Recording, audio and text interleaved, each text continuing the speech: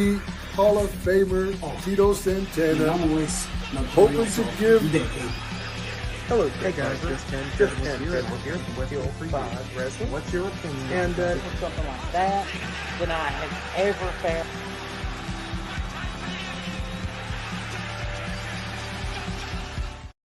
Ladies and gentlemen, boys and girls, Till 5 Wrestling is in the bird's nest. And we're back together. That's right. We're not on Sunray Studio. We've even got Denver Dave with us today, folks. That's correct. Full house here in the bird's nest. As I said on last week's episode, there's been a lot of hot things going on in wrestling, and without a doubt, the hottest thing has to be our first segment, Flip Side Face Off. We're comparing the heel turns of John Cena and Hulk Hollywood Hogan. Yeah, so for a long time, and some would say still is, the Hogan heel turn is the biggest thing that's ever happened in the history of wrestling. I will still argue it's the biggest. And I do still stand by that. But recently, we have gained a modern equivalent. Summer of 1996. Let me paint the picture for you. Summer of 1996. These two guys showed up on WCW television claiming they were there to take over. And they told the fans, like, we're not alone. We've got a third man. So WCW has some of their guys stand up to them, and they set this match for Bash at the Beach, 1996. 6-man tag. You get Sting, who is a WCW lifer. You know, the rumor mill's working. The be Sting? And that Sting was the backup plan. Could it be Luger? Could it be Macho Man? You get Luger on there, who had just came back earlier, the year prior. And then you get the Macho Man, who became a loyal WCW guy in the year he had been there. So these guys were there to defend WCW. The rumor mills were hot. Will it be Sting? Will it be Mabel? That was the other one. Could Mabel be coming? Will it be Macho Man Randy Savage? Will it be Randy? And Hall and Nash, they get it. They get the advantage. And it's who's going to come out? Who's going to save WCW? And out comes Hulk Hogan. The only person to even make any sense in this moment is Bobby the Brain Heenan, who says, well, what side is he on? Because that's what happened. Hogan comes in, drops a leg on Randy, and joins the NWO. The shot heard around the wrestling world. It changed wrestling. It really did. Wrestling was never the same after that. No, it wasn't, because at that point, this was a guy who for 10 years had told fans to say your prayers and take your vitamins and drink your milk. Be good to your parents, brother. Real American hero. Yeah, he was. He was the real American at the time. Yeah. So to see him come out and just turn on everybody and everything he had stood for our entire lives, it crushed people. It was shocking. Yeah, very shocking. Is kind of what we had at Elimination Chamber. Sort of happened again. So when Cena wins the Elimination Chamber match, I remember I watched it the next day. Okay. And I, like I told you, I woke up to a lot of text messages from a lot of people. And I was like, obviously something happened, but I'm not going to check any of these texts. I'm just going to watch Elimination Chamber. It had to be about Elimination Chamber. So I get to the end and I'm texting Aaron. And I said, man, Cena won. Like, what's the big deal? You know, here comes Cody. They're going to shake hands. And you say, just keep watching. Well, here comes The Rock and shooter Travis Scott. Yeah. The shoot machine Travis Scott, Brawl for All, coming soon for him. I hope so. And man, it's, all well and good. Cody drops the big F-bomb. Big moment. They didn't bleep it out. Big moment. GFY Rock. GFY Rock. And it had to be the same line, of course, that Christian Cage used, because we like to recycle AEW ideas now. It's a problem when it's the opposite, but I digress. Point is, it's wrestling. They all rip off. Cena goes in to hug Cody. Rock does and I was like, what the hell is going on? And Cena kicks Cody right in the nuts. I mean, just classic. Yeah. Classic. I started screaming at my television in excitement. Yeah. My wife was like, what? I was so happy to see John Cena finally turn heel. This is something I had wanted to see since he became Mr. Fruity Pebbles with different colored shirts every week. As a guy that grew up in the Ruthless Aggression era and seen his big reign, the whole next day to that, and I was at work and I was just like, man, something just feels different. He didn't even appear on SmackDown afterwards, which I thought was brilliant, because he told everybody, I'm going to be back. That was the full right time. Move. Yeah. Like, this is how you make us hate him. Yeah, this is going to work. Yeah. This is already going to work. This will work perfect, especially if we can run this for 6 months or so. Take it all the way to the end. I don't want to take it to the end. We need to let Take it to the end. maybe till November. Take it to the end. We let him have December flowers. You know. Like, don't try and sell him as a bad guy in his last match. Fans aren't going to buy it, is what I'm saying. I just think you should. I think that dying on his sword as a heel would be just awesome. Well, okay, so at least we hope. Or do you double turn him and Cody at the very end? Well, wait, I mean, maybe this is going to be the WWE's NWO. It's definitely possible. Travis Scott out there. The Dennis Rodman of the modern era. Yeah. Who hauled off and smacked Cody Rhodes so hard that he ruptured an eardrum. Yeah, have you watched that back in slow-mo? Uh-huh. That's rough stuff, man. I watched Yeah. Stevie Richards pick it apart on his podcast. That's pretty crazy. Did you hear The Rock's comments about telling Travis Scott that if he wanted to get his hands dirty, he better get it? Jeez, man. And he hauled off and nailed A lot of people are really upset yeah. about that. Well, I mean, this is your WrestleMania main event. That's your top guy. Yeah.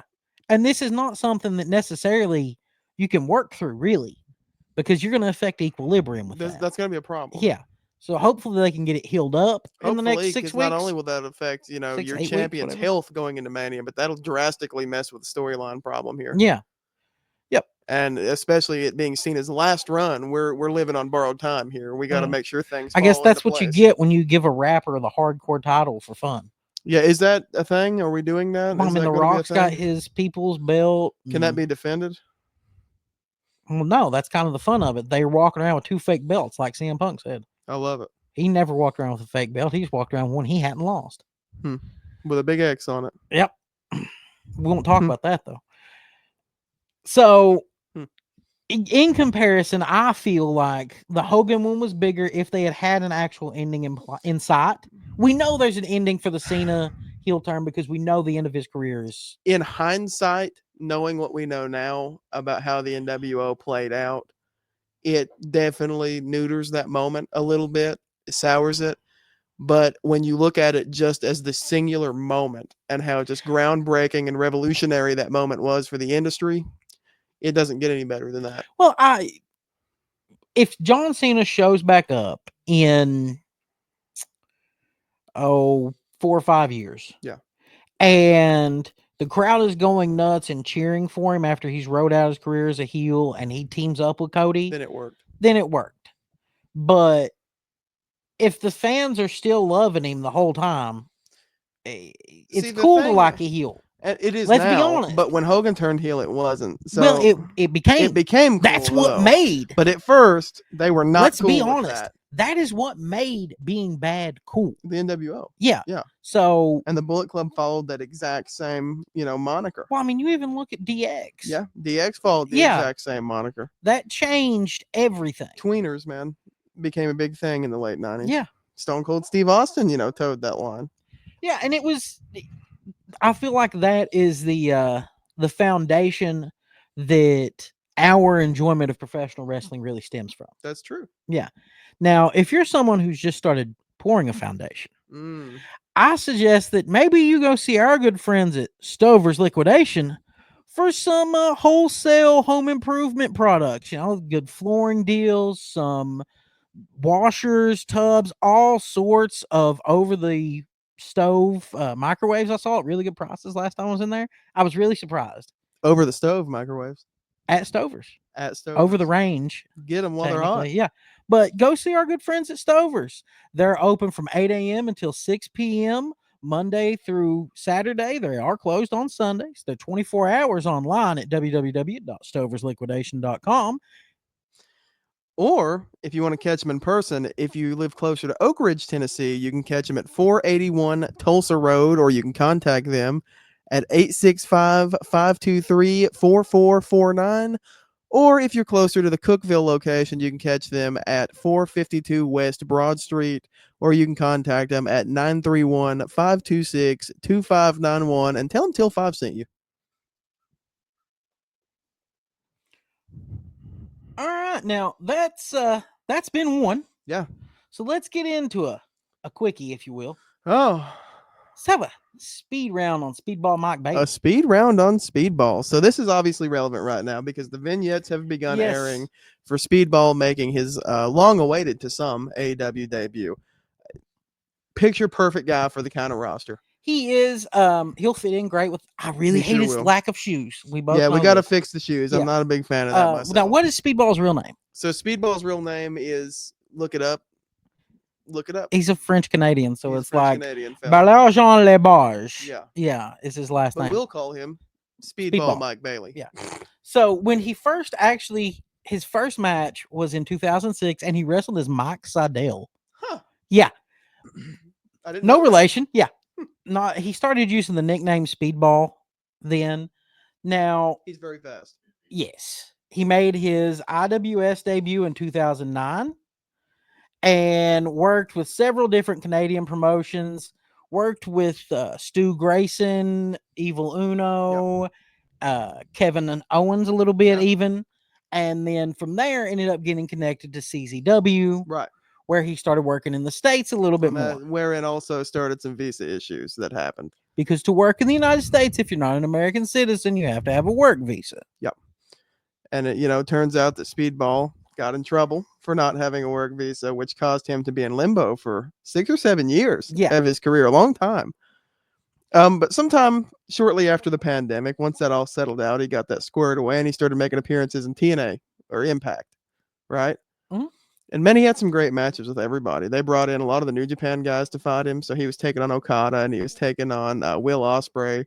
And then even on their roster, he's got great matches with Eric Young and Josh Alexander, Frankie Kazarian. That Will Ospreay was Bound for Glory.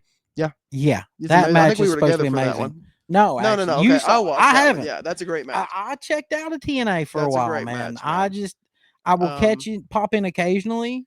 I have seen enough of Speedball to know I like him. Like he's an entertaining. He's a 3-time X Division champ. He has had excellent matches with Shelley and Sabin also. But he won Bola once with PWG. He did win Battle of Los Angeles with PWG. Was it in 2023, I believe. Yeah, okay. That was he was finally able to come back to the States. And TNA never quite gave him a main event push, which I kind of thought they would because he was sort of for a while this era's equivalent to their AJ Styles. See, I never saw him as that. He sort of was when he came in, and that now, granted, that's when Scott was running the show. He was booked a lot better when Scott was running the show. That makes sense. But they never were going to give him, the next level. It was always going to be X Division or bust for Speedball. So contract comes up, and here we are today, where it turns out that at some point in the near future, maybe by the time this episode airs, hopefully at AEW Revolution. Yeah, I'm hoping that at Revolution he does show up, and we finally get to see Speedball. We're gonna get to see Speedball in rare form, and guys, it's a guy that I've watched for a long time. His PWG matches on YouTube, I've seen some of his PWG stuff. I've watched a lot of his TNA stuff. He's a very talented wrestler, and he's gonna fit in wonderfully with the talent range that we have in AEW. Yeah. Now, if you're interested in seeing some of his stuff before coming into AEW. The Will Ospreay match is a banger. That's a must. His Battle of Los Angeles final round matches, really great. Yeah. Speedball is a fun wrestler. Had a great match with Daniel Garcia in that tournament. What was the? Didn't he wrestle Alexander fairly recently too? Yeah. Maple Leaf, not Maple Leaf Pro. He wrestled somebody at Maple Leaf Pro, but he was wrestled Alexander TNA a few times. Yeah, it's been pretty good. Was it Bandito he wrestled at Maple Leaf? I don't think it was Bandito. It was somebody. It was good. I was whatever. Anyway, they're all good. Bailey is somebody that you all need to be keeping your eyes on for the future. For at least with its AEW for at least the next 6 or 7 months until they get pushed, get tired. Yeah, and bored. Hopefully he can catch fire and grow with the fan base there. Now, Speedball is actually the reason he has that French name. Do you know why? Because he's French Canadian. Because he's from Quebec. Now, Elimination Chamber was in Toronto. Right. Speedball's 2. So how about for 3? You give me some Tanadian Toronto superstars. So my top 5 Tanadians from Toronto? Yes. Well, no. I mean, I'm assuming Gail Kim. Gail Kim absolutely is on the list. Okay. Keeping in the female greats, we're going to go with Trish Stratus. Makes that list. You cannot have a list like this caliber without talking of Adam Copeland or Edge. Okay. And if you're going to have Edge, you got to have Christian. He's not from Toronto. Oh, yes, he is. No, he's not. Yes, he is. He's not from Toronto. Yeah, he is from Toronto, Canada. He is. Really? Yeah, he I is. can't wait to see who number 5 is then. So number 5 is Tess. Angelina Love? Angelina Love is a Toronto native, yes. So she's going to be your number 5, right? No, she's not number 5. Number 5 is Rocky Johnson, who is also Oh, a he real is actually Toronto, Toronto. native. Okay. That's true. So we're just going to let Christian get a pass. Yeah. Okay. Well, I mean, He's billed from Toronto. He is our father. Christian is my father, yeah. Yeah. Don't disrespect my dad. Yeah, Christian I Cage. know. You know. You and Nick Wayne, you threatened that with me. We're I get it. brothers. Yeah, I know. I know. He'll be on the show maybe someday. My little brother Nick. Well, that's a solid 5 Toronto superstars. You have to give credit. Toronto seems to pop out several women's Canada wrestlers in that are general really good. seems to pop out a lot of great wrestlers, but Toronto specifically with women's wrestlers. Yeah. Because you got Trish, who is arguably a GOAT. Gail Kim, you could argue the same for. Is a GOAT. Angelina Love, you could. I wouldn't put her as a GOAT. But in TNA, you could argue that. Yeah, she was she's a very good hand. Yeah. I always liked the beautiful people. I really enjoyed that. Yeah, it was a fun gimmick. Yeah. So that's 5 Tanadians, 3 for us. That's north of the border of the United States. Let's go south of the border for a little bit of 225. Oh, till 225. JUventud Guerrera. Bring me real juice. The real juice. The real juice. Tired of the sharpshooter juice. Let's talk about the real juice. So JUventud Guerrera started his career in the 90s, of course, early to mid 90s. He was wrestling all over Mexico, all over the Indies, coming up with guys like Conan and Eddie and Psychosis and Ray. Much like a lot of those luchadors did in the mid 90s, he found his way to Paulie's ECW, where he had a few great matches with Psychosis and Rey Mysterio and so on. And then from there, as in tradition of ECW luchadors that run through ECW, they ended up in Bischoff's fantastic cruiserweight division, where Juvi had multiple runs with that cruiserweight title. Did. See, this is where I check it. 3-time cruiserweight champion. You watch that ECW garbage. I loved WCW. Yeah. So Juvi comes in there, coolest mask in the business at the time. Loved that mask. Definitely. Can we get that graphic again for that sweet mask? Look at that mask. What a mask. Even the one he had in AEW. Yeah, that was also that was cool. A great mask. Yeah. For a one-off. Absolutely. But Juvi, multiple times cruiserweight champion. Most of his best work was with Rey Mysterio and Chris Jericho. Or Psychosis, you know. Well, I'm gonna break some news for you. I was not a huge Psychosis fan. I've gathered that over the course of doing this podcast. It just didn't work for me. I like Psychosis. He never was one that. But granted, you only watch WCW, so you don't know of the greatness I've seen of Psychosis work in person in AAA or in ECW or some of his work in Japan. Yeah, I saw Psychosis in NGW in Knoxville, Tennessee. So how'd that make you feel? I mean, it was cool to get a picture with him because was it Mexico? It was very Mexico.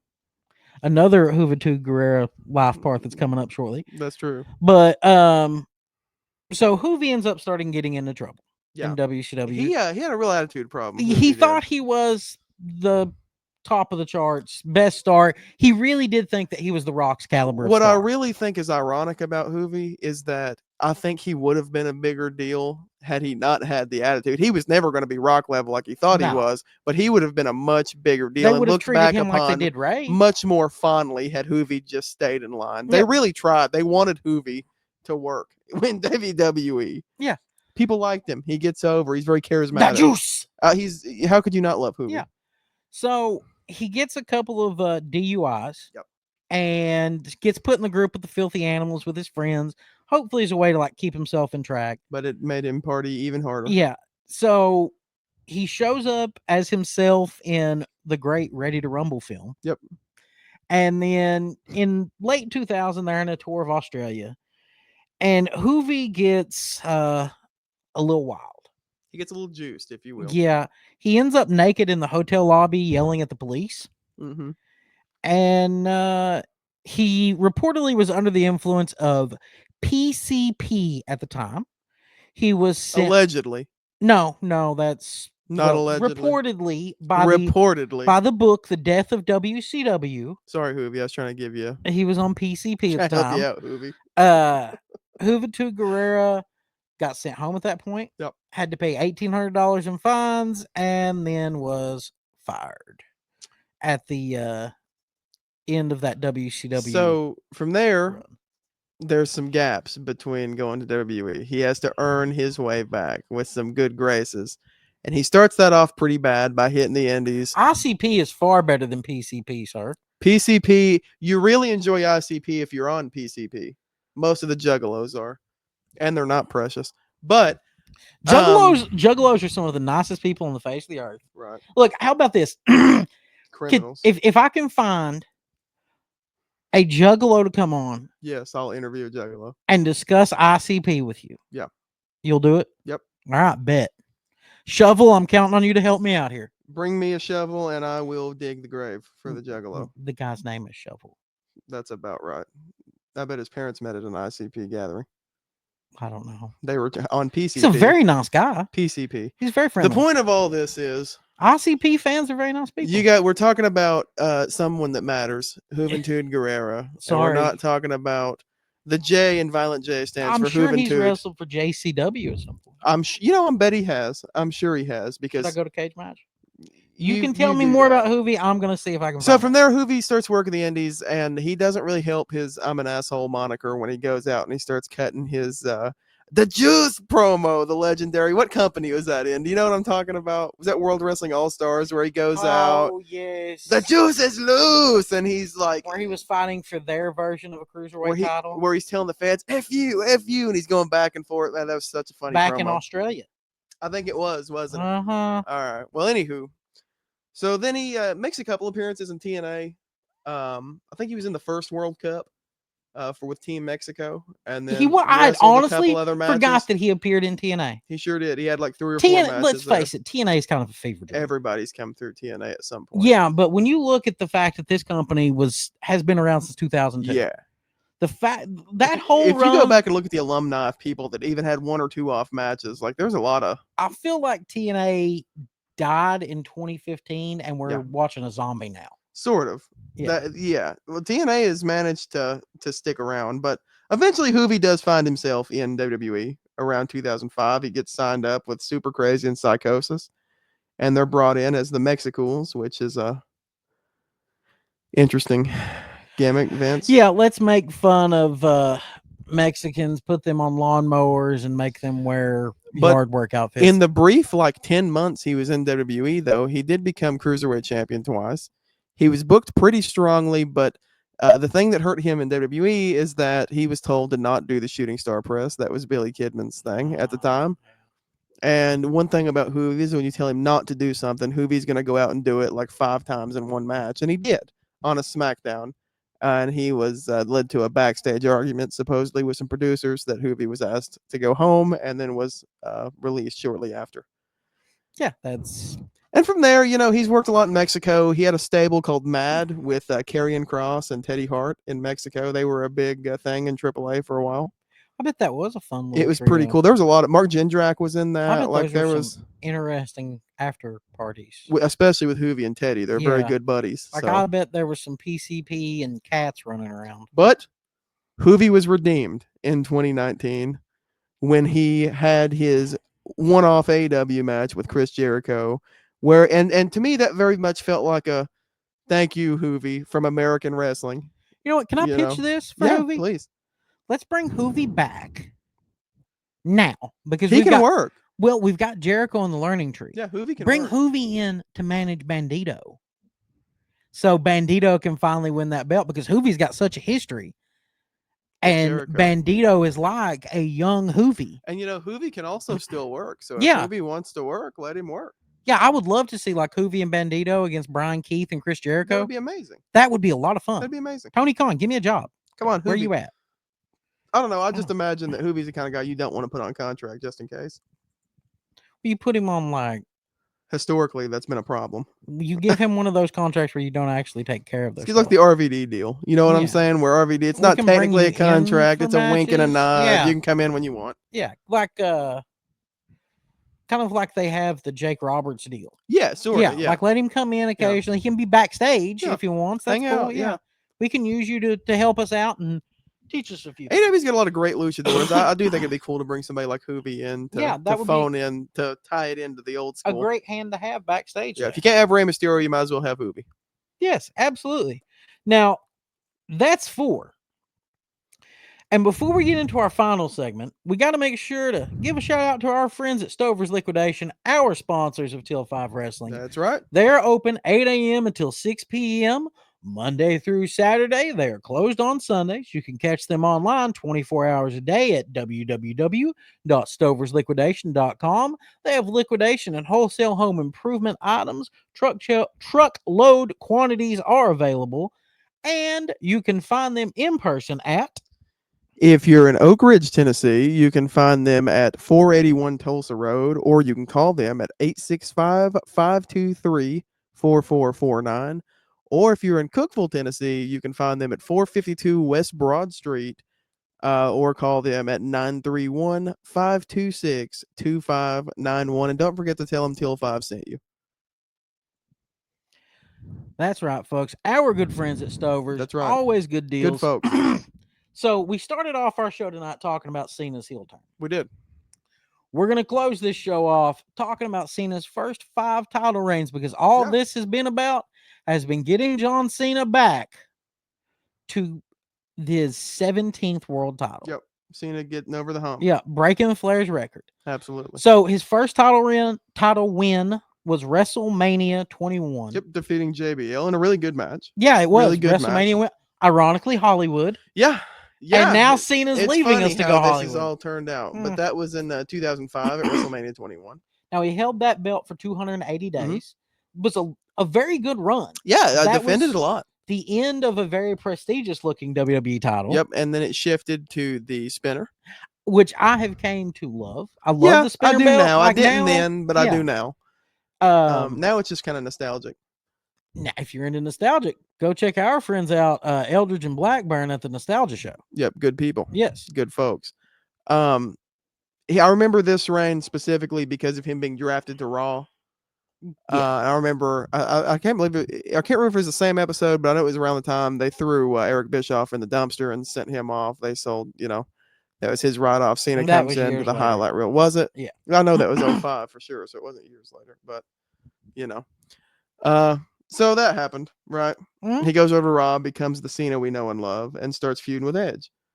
And that's a back and forth thing. So eventually he drops the belt. Well, Edge cashes in the first Money in the Bank. Yep. At the first or the second Elimination Chamber. No, it was a New Year's resolution. Yeah, the first New Year's resolution. 06. Yep. Yeah. And Cena, he just won the Elimination Chamber. Edge comes out and cashes in Money in the Bank, beats Cena, and then he wins it back like 2 weeks later. Yeah, it's not too long later he defeats Edge at the Rumble. We have the live sex celebration of Edge and Lita. He drops it to Edge again, I believe. Okay. Yes. And then goes on to defeat Edge again 133 days later. Defeats Edge again for it at Unforgiven. And this is a big reign. This is 380 days. A little over a year here. Almost a full calendar year. Yep. But Cena holds that from Unforgiven until I want to say that it was the next year's Night of Champions or whatever. Yeah. He loses it to Chris Jericho. Yep. Jericho holds it for a little while. 84 days. Or not 84 days. Drops it for Cena's fourth reign. Which did last 84 days. At Survivor Series, 84 days in 2008.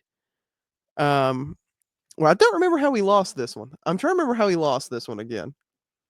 I feel like Edge got it back somehow. And I'm trying to remember how that happened.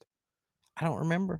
Well, the point is, what I do remember is the build to that WrestleMania match. I know that Edge was the champion going into the match at 25. Yes. Yeah. I'm pretty sure that this is when he went to the World Heavyweight title. Right. Yeah. Right. So we lost the WWE title. I guess that's how it happened. Edge was already world champion and got drafted over to Raw, I guess. Or SmackDown. Because Triple H got drafted to SmackDown. That's right. Because Triple H drafted to SmackDown with the spinner title. It all came together. Yes. So this WrestleMania was Cena for the World Heavyweight title, and I will never forget that attitude adjustment. Iconic spot, having Edge and Big Show on his shoulders. Yeah, both of them. And Cena winning his fifth of 16 that we're going to cover over the coming weeks. Don't you worry. Yes. So that's 5. Hopefully you all have enjoyed this evening with us. Live from the bird's It got nest. a little chilly in the bird's nest, so yes, I have my blanket on. Kept talking about juggalos, and he pulled a blanket up over his crotch. What's that mean, audience? It means whoop whoop. Live from the bird's nest. We'll see That's you next 5. week. Whoop whoop.